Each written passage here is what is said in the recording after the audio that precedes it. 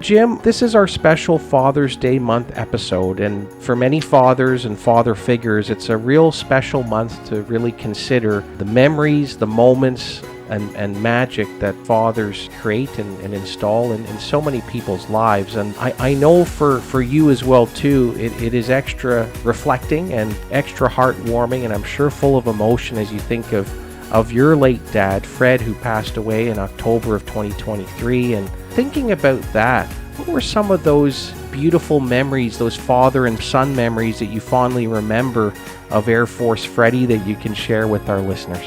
It's a very good question. I mean, this was the first Father's Day I had without my dad, and it was obviously a bittersweet day because it was sweet with my family, but bittersweet that he, because even if we weren't together, we would always talk on the phone. And that, my dad, he was in the Air Force and we moved around a lot. So my first NHL game was the LA Kings game.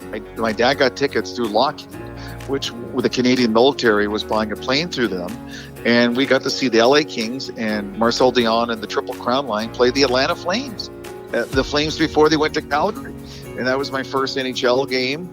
So kind of stuff like that is nice memories. And, sometimes it was just sitting in the back, just hanging out with them. And he would, tell stories to the kids. And, he had the fun little quirks and stuff like that, we still kind of laugh about. It's a good memory. But yeah, no, Dad, he was always one of those guys that was always there for me and my family.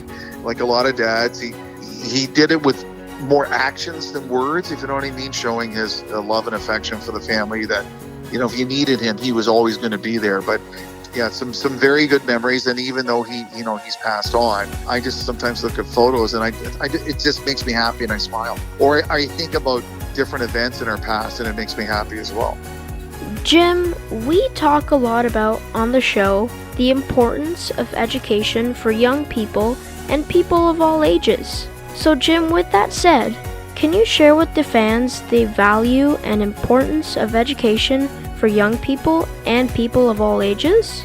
Well, Ashton, I think it's so important. And as a matter of fact, I'm glad you said all ages because I personally don't think the education ever stops.